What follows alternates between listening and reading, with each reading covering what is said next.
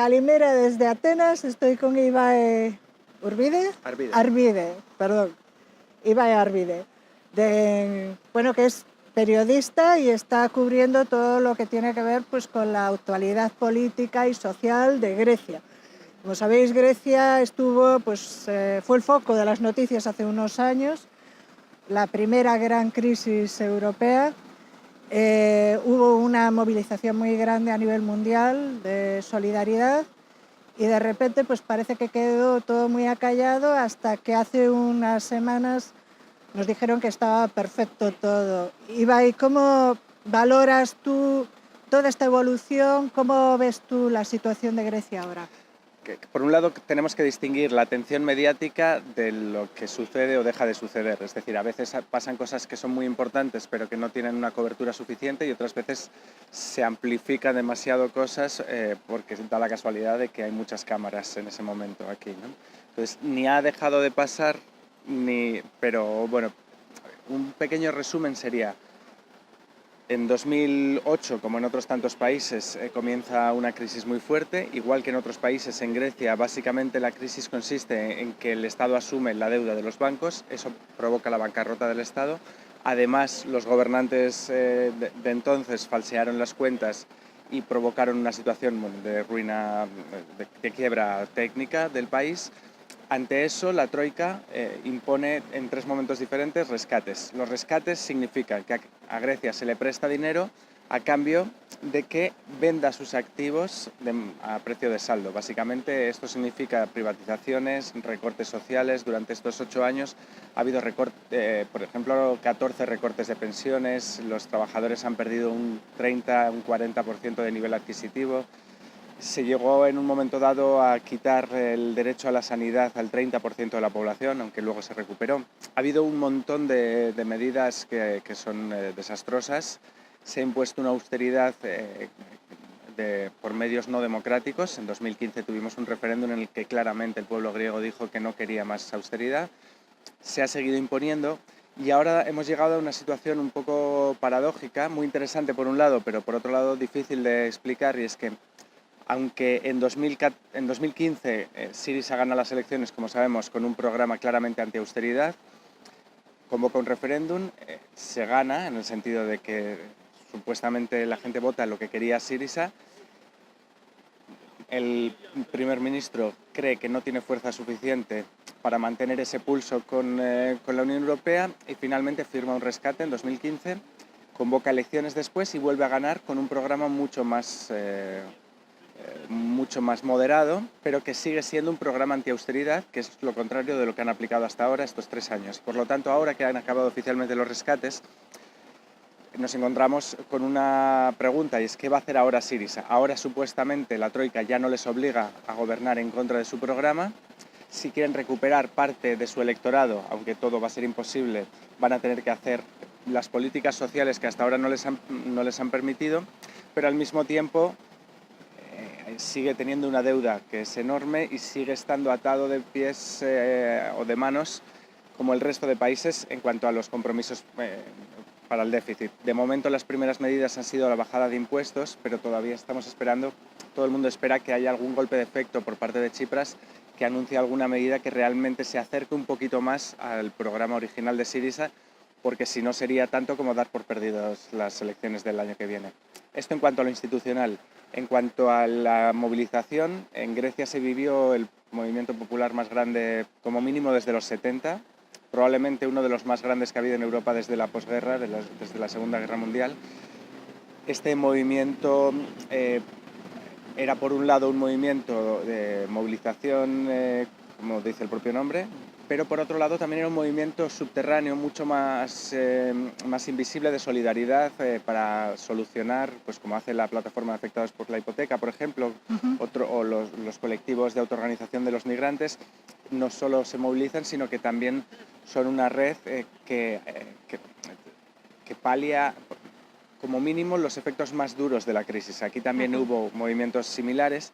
Estos no han desaparecido, pero sí que ha desaparecido el más visible, que es el de la movilización, porque en 2015, después del referéndum, después de llegar a una movilización tremenda en las calles, la mayoría de una parte significativa del movimiento consideró una traición lo que había hecho el gobierno, pero yo Ujú. creo que la gran mayoría básicamente lo que entró es en un estado de depresión.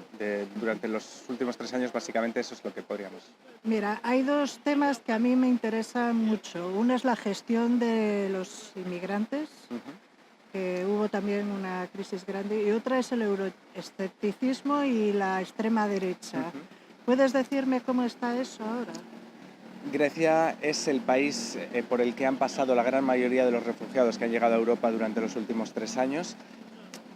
También es paradójico que Grecia, siendo un país tan pequeño, haya tenido un papel tan relevante en la construcción de la Europa actual, en la medida en que han coincidido aquí dos de las crisis más importantes que ha habido prácticamente desde la caída del muro de Berlín, que son la crisis económica, de la que hemos hablado antes, pero también la llamada crisis de los refugiados, que yo no creo que sea una crisis migratoria, sino una crisis de gestión, una Ujú.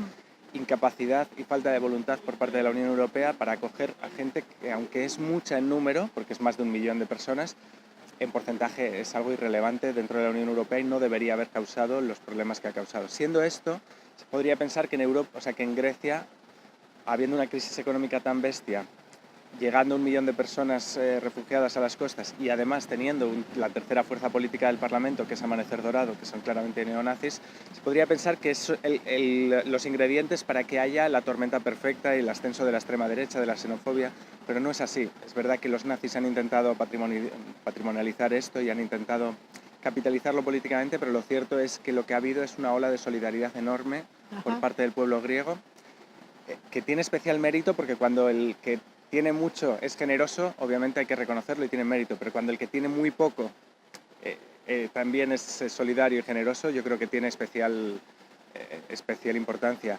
Yo he visto durante los últimos 3 años, desde lo que hemos grabado y ha sido lo más fácil de representar, que era la gente esperando en las playas para atender a los refugiados, pero también movimientos mucho más sencillos, pero que para mí son igual de significativos, como por ejemplo la Asociación de Mujeres Jubiladas de mi barrio, que es un barrio popular, un barrio normal de Atenas, cosiendo durante todo el invierno gorros de lana para los refugiados. Mm. O he visto cómo en Sintagma, cómo se colapsaba la estación de metro de Sintagma cuando se había hecho un llamamiento para llevar bienes de primera necesidad y comida, y cómo íbamos, que no se podía prácticamente ni entrar en los vagones de la cantidad de gente que iba, gente normal, que llevaba bolsas del supermercado porque habían hecho una compra para los refugiados. He visto cómo la gente de los barrios se organizaba para ocupar edificios que llevaban mucho tiempo abandonados y gestionarlos junto a los refugiados. No, además, de una manera no asistencialista y, digamos, paternalista de dárselo a los refugiados, sino construir proyectos juntos.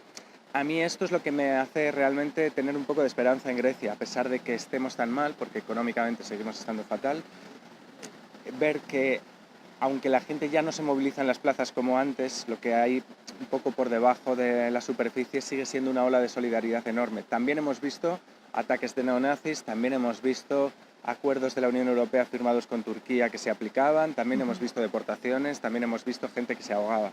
O sea, no quiero pintarlo todo como un color de rosa que no es, Pues el lado evidentemente. humano y el lado positivo de una crisis, digamos, que Exacto. sacamos lo mejor de nosotros, Exacto. quizás. Sí, el tópico siempre dice que en las crisis sale lo mejor y lo peor, ¿no? Sí, Pues sí. creo que no es un tópico, que es verdad, y que en el caso de Grecia ha salido lo peor como en el resto de Europa, pero bastante menos que lo bueno que ha salido. Aquí no está creciendo la extrema derecha como en Europa, aunque sigue siendo un peligro muy real. De hecho, estos días estamos conmemorando el 5º aniversario de Pavlos Fyssas, que es el rapero antifascista que mataron los militantes de Amanecer Dorado el 18 de septiembre de 2013. Hoy por la tarde hay un concierto y una manifestación en Sintagma para conmemorar el 5º aniversario. Ayer hubo una manifestación en el Pireo. El lunes se ha hecho un llamamiento para que los estudiantes repartan información en sus institutos durante la mañana para preparar una gran manifestación que habrá de nuevo el martes. Hay un montón de actos porque, a pesar de lo que decía, es verdad que los neonazis continúan siendo un problema latente. Siguen siendo la tercera fuerza en el Parlamento, pero lo que me referiría es que no ha crecido. Es decir, que en 2012 alcanzaron un tope, que es un tope muy preocupante, pero del que no han pasado. Y ni hay que sobrevalorar el peligro, ni tampoco mirar hacia otro lado, porque es un peligro real, está ahí, pero a diferencia de otros países en Europa, aquí yo creo que la interpretación mayoritaria de gente no necesariamente politizada, de mis vecinos, de las madres con las que hablo cuando llevo a la guardería a Mayu, que acaba de empezar, que es mi hijo pequeño, no hay una lectura de que los inmigrantes estén provocando la crisis, de que nos hayan robado el trabajo. Hay una lectura de que los bancos se han quedado todo, de que nos han privatizado los servicios públicos y que los inmigrantes están aquí sufriendo las mismas consecuencias de la austeridad que estamos sufriendo nosotros. Esto es lo mayoritario de lo que yo veo en el día a día, y esto es lo que me hace confiar un poco en el pueblo griego. Ibai, muchísimas gracias por atendernos. Ha sido un placer escucharte porque falta bastante información y bastante análisis de lo que está sucediendo en Grecia. Y bueno, desde aquí invitaros, si podéis, a visitar Grecia, a verlo, a ver este país, a palpar la humanidad que hay, porque es que hay un sentimiento humano muy fuerte, en muchos pequeños detalles se ve, y a ver con vuestros propios ojos lo que se cuece, ¿verdad? Muchísimas gracias. Un placer, muchas gracias a ti.